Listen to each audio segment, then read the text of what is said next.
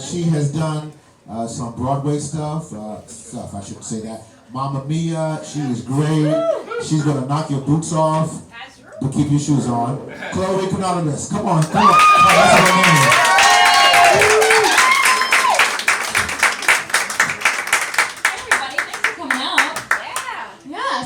I'm Chloe, I'm Greek, and the movie My Big Fat Greek Wedding really changed my life. Because up until that point, the only Greeks I saw on screen were George Stephanopoulos on GMA and Snuffleupagus on Sesame Street.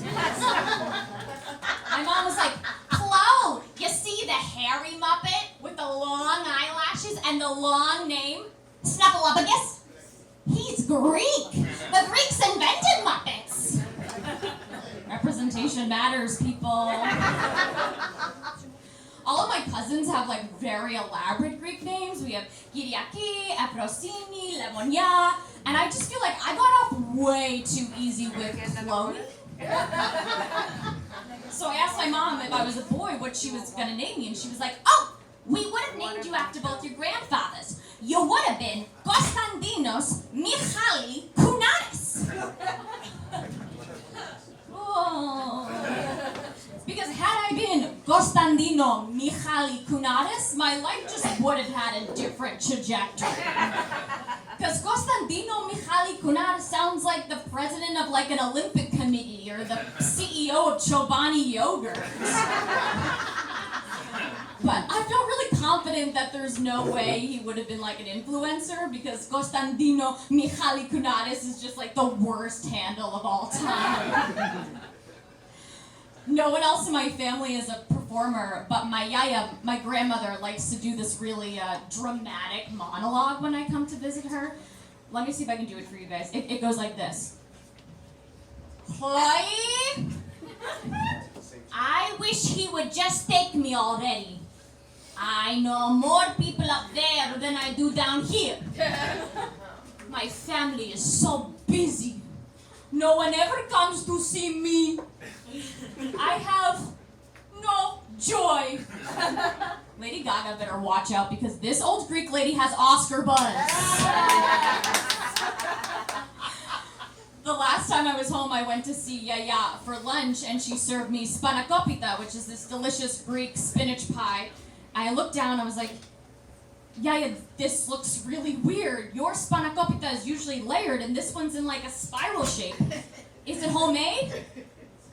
Of course it's homemade. Everything is homemade at Trade Joe.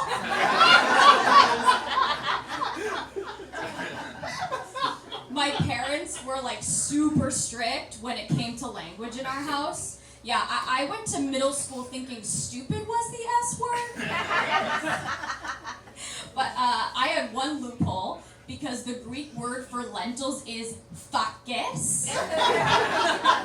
So you better believe my middle school self would skip over to Yaya's and ask for a big bowl of fucking soup.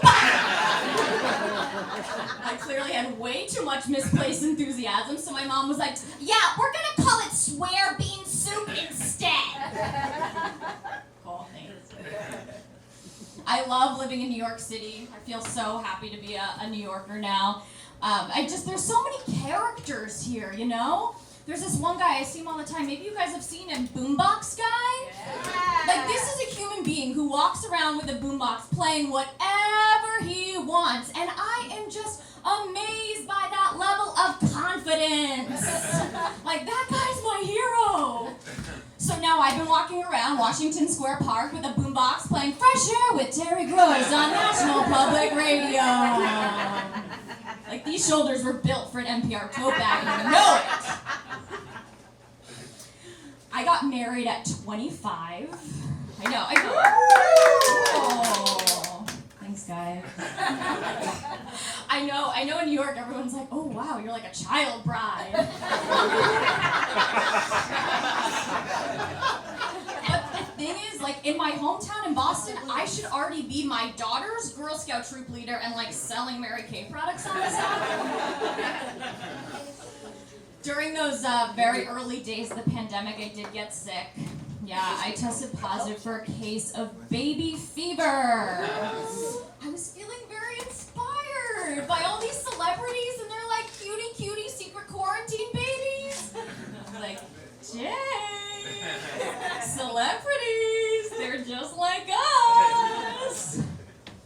was not on board.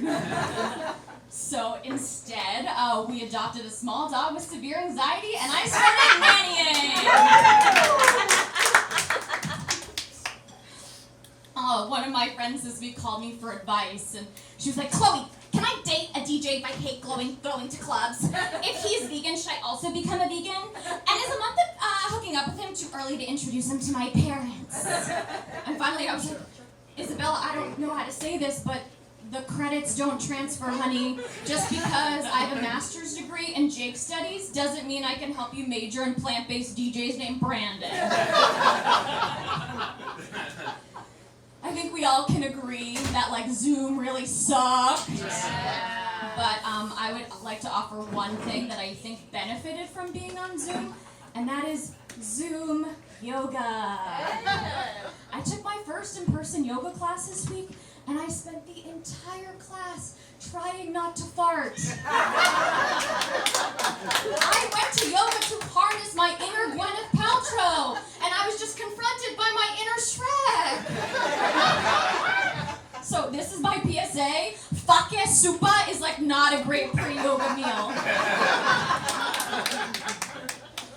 My husband works from home, which didn't bother me till recently, but then I'm like, oh, I'm never alone in my apartment for an extended period of time. And Mama's starting to get pumped up, so I have to get really creative with my solo time. So I'll wait for him to take the dog on a long walk, pour myself an adult drink. I'll go into the bedroom and put on something more comfortable. Then I'll lock the door. And then I will sing Defying Gravity from Wicked as loud as humanly possible. Bring me down! Oh my God, and I feel complete again! That's my time. My name is Kounadis.